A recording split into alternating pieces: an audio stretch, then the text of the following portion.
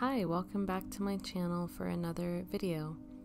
Today I am painting using Artesa's gouache set, and I am painting from a prompt I gave myself. I like to give myself prompt words here and there to find inspiration. So today the prompt was connection. So I'll get back to that in a little bit, but I do want to just talk a little bit more about the process for a second. This is a big deal for me because this is maybe the first gouache painting that I've done that I have been really happy with the result. I haven't been experimenting with gouache for very long. I think I bought my Artesa gouache set maybe in December of 2020, and as you can see, it's been less than a year, and it's not my main tool. I mainly use watercolor, so it's not unreasonable that I haven't been super happy with how the other things have come out. And I have been. I've liked them, but it's practice. Practice is different from conceptualizing an art piece in your head and then being very happy with the finished product. So this was the first time where I did feel very happy with the finished product, and that's just, a different experience. I also mixed all of the colors that you see here. Nothing came straight from the tube, which I think also has, when you're working with a limited color palette, the ability to every color that you see here basically has a little bit of yellow ochre in it, and it just gives it this cohesion that just for me feels very satisfying to look at. But anyway, I was very happy with how this piece came out and felt particularly happier about it because it was the first gouache painting that I've made that looked good.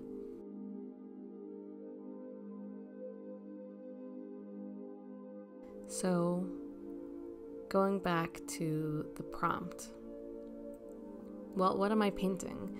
By now, with, me painting the background, you can probably see that this is a rib cage, spine, pelvis, skeleton situation.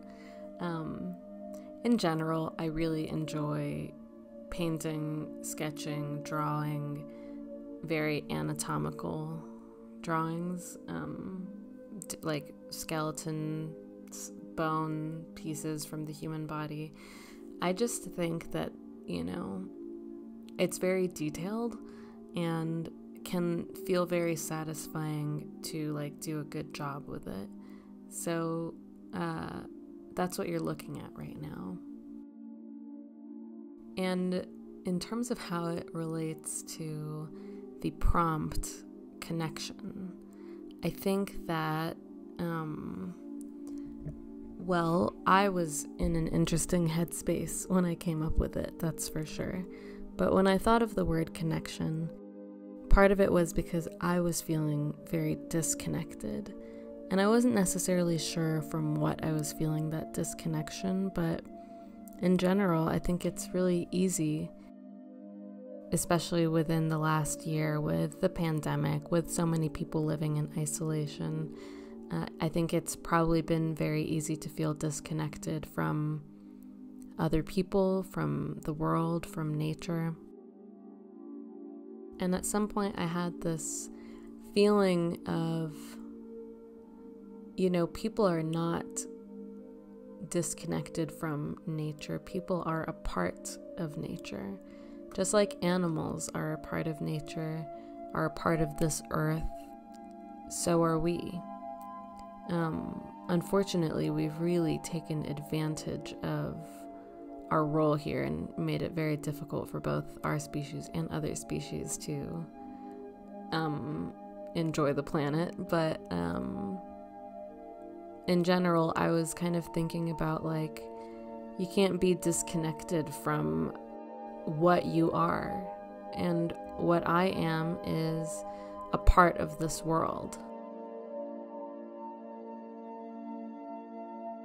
At some point in the video, I make the decision to go through and add these different mossy looking flowers and vines throughout the skeleton, and it was to kind of solidify this idea of nature, being connected with nature in particular.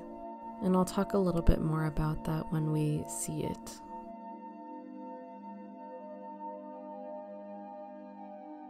Something else that was on my mind when I was painting this, and this conversation gets a little existential, so if that's not your cup of tea, I'll put a timestamp for when the existential part of the discussion ends, because boundaries and self-care, and yeah, you don't have to listen to anything you don't want to listen to.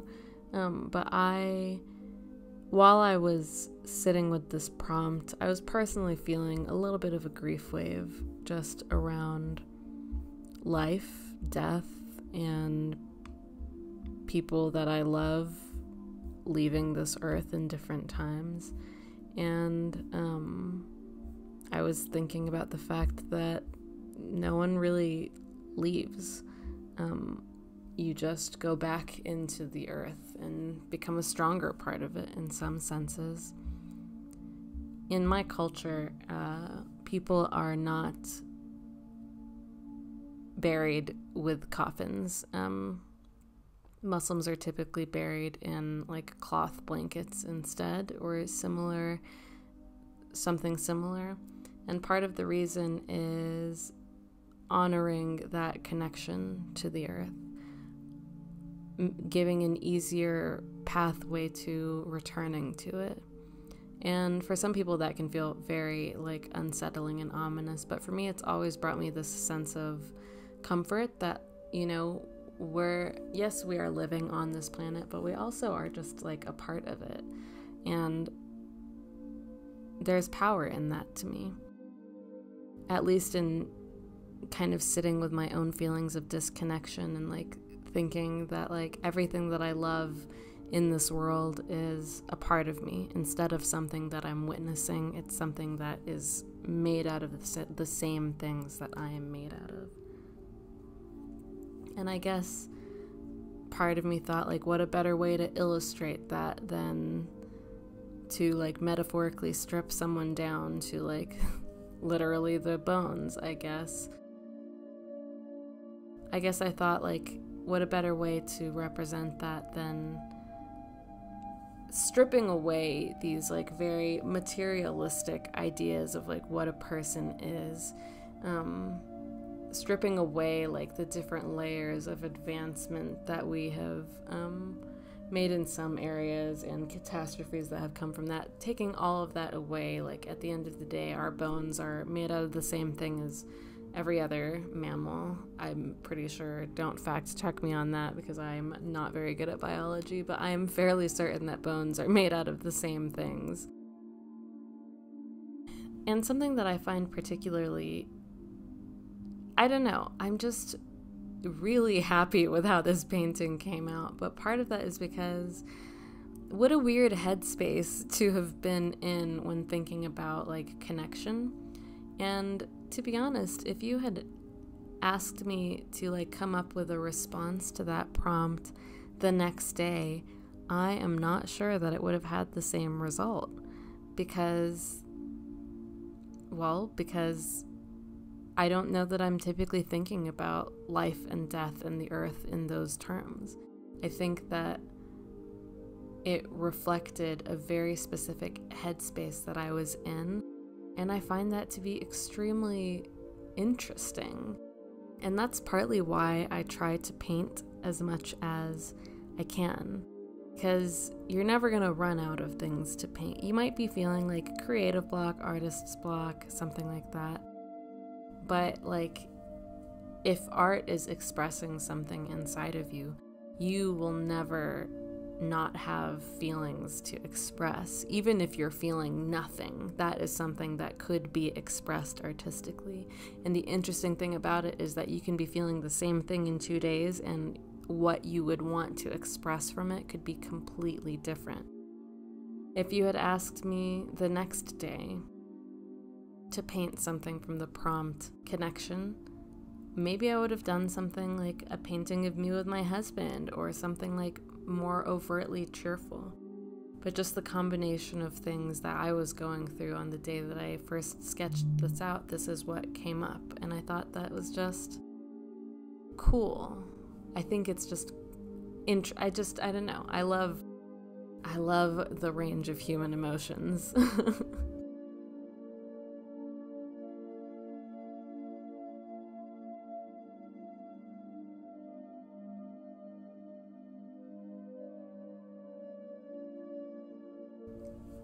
I really like how the paint palette looks at this point. I think the colors are extremely satisfying just all together in that cute little flower palette.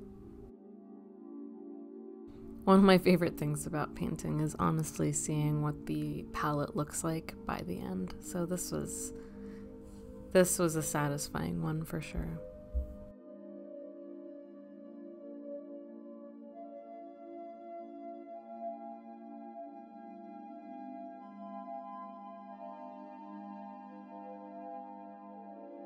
I would be very interested in seeing how you, the listener of this, interpret that prompt connection. Whether you're an artist or not, if you are an artist, I would love to see what someone else would make with that.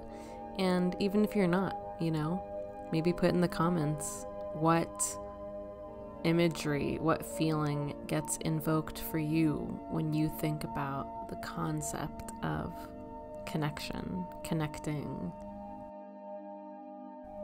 and also knowing that, that might change on a day-to-day basis. But I would love to see or hear about what someone else would do with this prompt.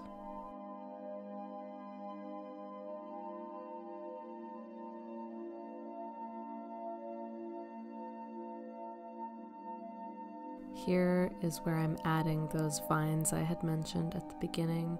This was a huge anxiety for me because at this point I was really happy with how this painting looked and I didn't want to ruin it. And this could have totally ruined it if I don't have the steadiest hand, so I could have slipped, I could have smeared the paint with my hand. A lot of things could have gone wrong.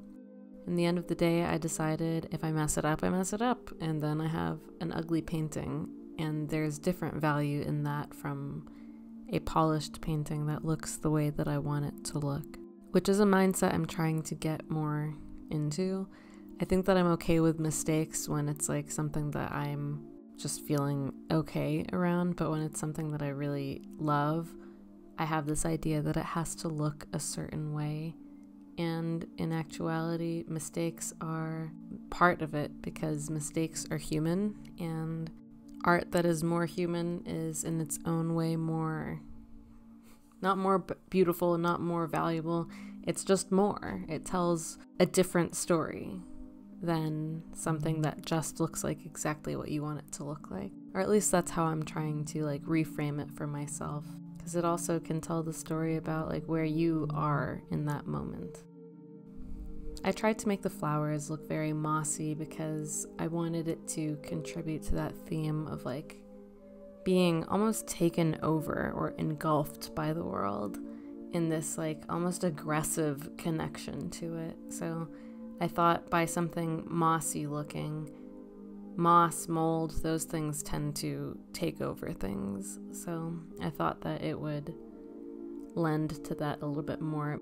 Make it look like it was naturally growing from there instead of, I guess, artificially, instead of placed there. I saw some reference photos of ribs that had bouquets poking out of it, and they were beautiful. But I think I wanted something that looked more organic, maybe this just happened by chance. Well, this is the final product. All that's left is to take off the tape and show those nice clean lines. Thank you so much for spending this time watching this with me.